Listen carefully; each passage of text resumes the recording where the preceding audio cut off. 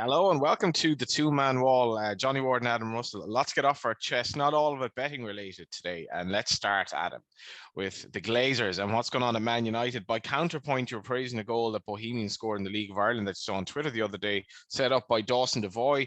And the League of Ireland is kind of everything the Premier League and maybe top-level football isn't. I think you'd love it. The Glazers don't necessarily love life at the moment, despite the fact that they still laugh all the way to the bank. Well, yeah, I wouldn't kid yourself in thinking that the Glazers even really care. They won't have cared that the Liverpool game at the weekend was called off.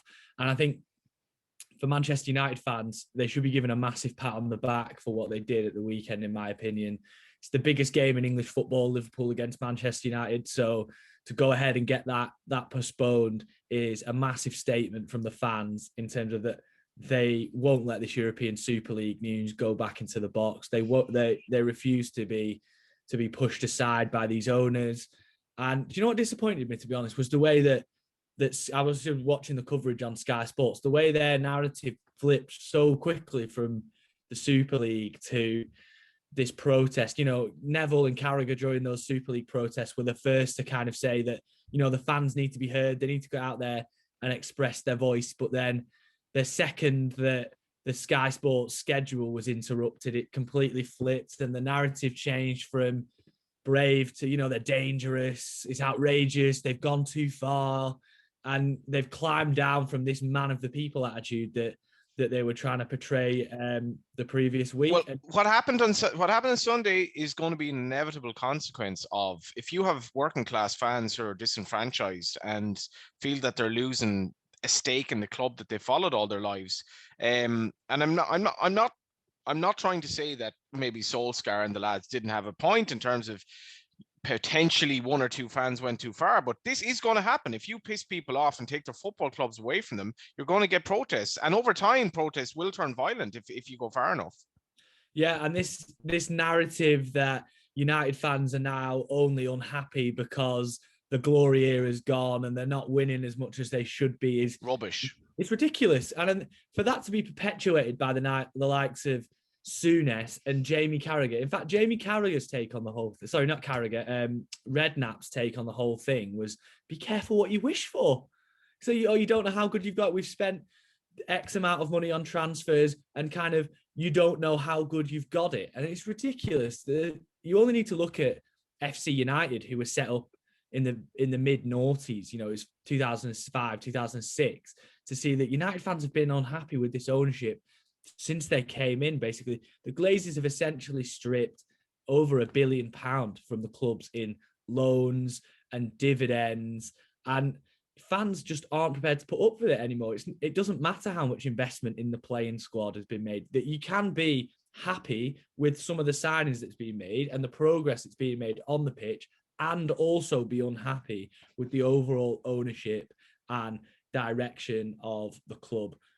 Whether or not it'll make the slightest iota of difference to the Glazers and their grip on the club remains to be seen. But I hope that this only encourages United fans and other fans of other clubs who aren't happy with their owners to do something about it and to think make it will. Heard. Hopefully. I think it will. I'm going to bring you to the League of Ireland game when crowds come back, because you saw the Bows goal against Strada. You liked it. And I think you just love the experience of going to game on a Friday night.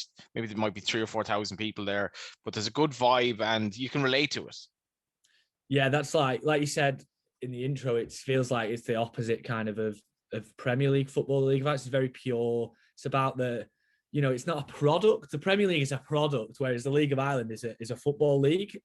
And that's what I feel has been lost from the Premier League down the years, is this obscene focus on it being a product rather than it just being the best football league in the world. But yeah, look out for Dawson Devoy from Bohemians, because I actually saw that game and he played really well, and he had a hand in the goal that's gone viral this week from Bohemians. So if you haven't seen that one already, check it out, because it's a really top class goal. Yeah, and before we get to a few bets and so forth, Bolton go to Crawley, ensuring promotion to League One if they win. Yeah, I told you the other week that Morecambe were coming for us, and was a bit worried about it. We had the chance to win against Exeter at the weekend and go up, and we let a 1-0 lead slip in the second half to lose 2-1. So I'm a bit concerned. It's very like Bolton to take it down to the wire, but hopefully, yeah, we can get a good result at the weekend, and I can land that 8-1 shout from a The few 8-1, yeah, 8-1, like not that long ago, actually, really. They went on an amazing run. Part of me does want Morecambe to go up to League One because it just seems such an unlikely story. Like it kind of a has been seaside town. They always seem to find a way not to get relegated, but for them to actually be on the cusp of automatic promotion, if they'd beaten Bolton, if they'd drawn against Bolton, actually, they'd be in the box seat now. Yeah, exactly. And to be fair to Morecambe, it's I've been around Morecambe Football Club quite a lot in my younger days, and it's a very well-run football club. Mm. Their vision for the club in terms of bringing through young players, their academy system, and the facilities that they've got have almost been at kind of above the level that they've been playing at for a good few years. So, And it's bearing fruit. yeah, exactly. And it'd be even as a Bolton fan, it'd be well deserved for Morecambe to go up, and I just hope that they do it through the playoffs and not through the automatics anyway. Indeed, and just this is my last point to this. I love the playoff system. I think it brings great excitement. There's no way it should be two-legged though. It should be like the team that finished third should be at home to the team that finished sixth. Give them a proper advantage. Don't give them. It's not an advantage like over two legs. And very often the team that finishes sixth is psychologically in a much better place than the team that just missed out on promotion. Because we have a League of Ireland playoff system now, which is actually it is a bit more in tune with what I'm saying. Should never be two-legged. I know it's drama. You got to give the advantage to the team that finished top, though. I see your point in sort of legitimizing whoever finishes higher up has the best chance of qualifying, but I also like the fact that it doesn't matter if you finish sixth or third, you've got equal chance in a way of. That's a nonsense. So, do you not want to finish higher than? There's no home advantage, as you've never failed to point out every week on this show that home advantage counts for nothing anymore. This is true. Home advantage counts for nothing anymore. You know, it's trying to do an impression of me. We've had enough of this, but I do agree with you in that you agreed with me, and I actually think that is true. To be fair, like home advantage, it is almost. I think it's almost entirely irrelevant. But anyway, okay, let's get to Champions League. Yeah. Manchester City were fantastic over the two legs. They were absolutely brilliant. I love the way they've changed as a team. Defensively, they were so well organized, not a shot on target, obviously in the Etihad for PSG. And Chelsea kind of maybe not quite as convincing, but they more than deserved to go through against a pretty ordinary, I thought, Real Madrid side. I thought Chelsea were more convincing, to be honest. I think maybe they were. You almost expect it from Man City, that kind of performance. Man City were 2-1 up, so they were kind of pretty much already there. Chelsea obviously had to win or get a 0-0 draw. Sorry, get a 0-0 draw would have done them. But they, apart from a chance or two here or there for Hazard, they were well the better for Benzema. They were well the better team and massive celebrations afterwards. In fairness to English football, I think you look at Spain at the moment. Spain has definitely gone backwards, but English football isn't. Like, and I'm thinking as a Liverpool fan, how did Liverpool lose to Real Madrid? I mean, they should be so much better than this Real Madrid side. In any event, we've an all English final, but Liverpool aren't in it. And obviously we've a dress rehearsal for same before that between City and Chelsea. It's going to be very, very interesting because it is a dress rehearsal. But Chelsea obviously need to, box off the top four as well.